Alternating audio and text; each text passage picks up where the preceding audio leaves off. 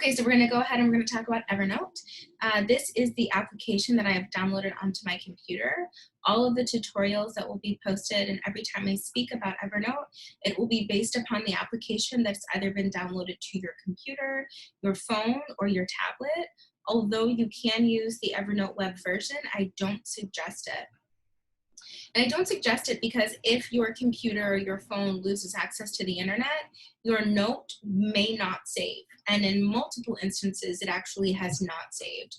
But if you download it and you're using the application, then it saves locally to your computer, your phone, your tablet.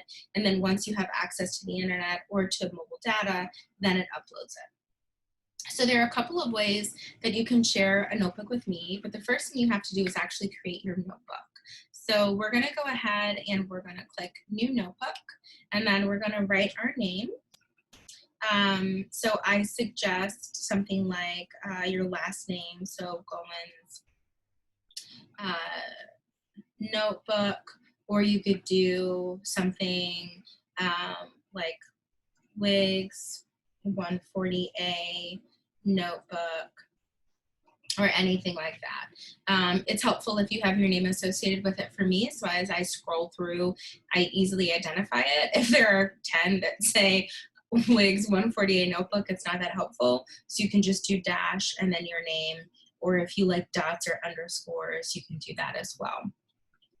Then you want to share your notebook. You click Shared.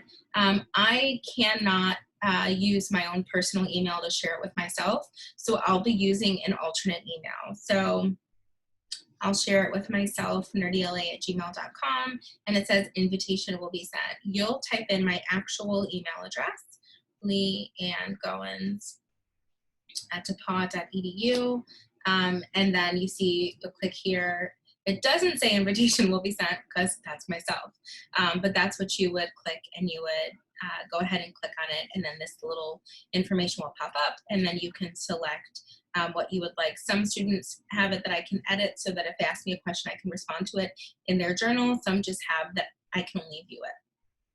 And then you click Create, and then our notebook is right here, so we can go ahead and click on it, and it's empty, as it would be because it's brand new. So then we'll just click the plus sign over here, create a new note, and then this is your first note. You would put in whatever title you want to put in, week 1, week 2. I always suggest week 1, and then the reading that you're attending to, so that it's very clear. Or if you don't like week 1, then you could say week of September 7th, and then you could have the information after that. So I'm just going to delete that and put week of September 7th. You click down here, and then you can add information. You can create a template. You can change the font. You can change the size. You can change the color. You can put these in brackets. You can make lists. You can check them off. You can create little charts or Excel files. You can add pictures, you can do audio notes, you can attach things, and you can connect this to Google Drive.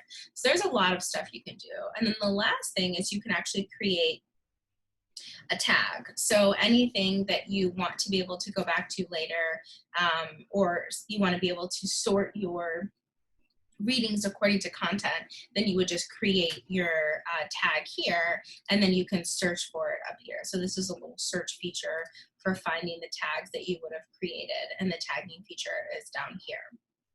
Okay, now let's say you created your notebook, but you forgot to share it with me. The way you share it with it is through these little dots right here. And you click Share Notebook. Now the important thing, and the reason why you need to do it over here and not this pretty little share button, is because this shares the note. This doesn't share the notebook. This just shares what we're working on right now. So if I were to create a new note, then in my new note, here's that little button again. So you would have to share every single note with me, and that won't work. The directions are to share your notebook. So you just come over here, you click these 3 little dots, you click Share Notebook, the exact same dialog box pops up, you put my email and information here, and then you click Done, It'll send the invitation. If I contact you and I say, hey, I don't have your notebook, but you shared it with me, you can always click resend invitation. And then it'll push another invitation to me, and then click done. And then it'll go ahead and share it. So this is how you use Evernote. It's really simple.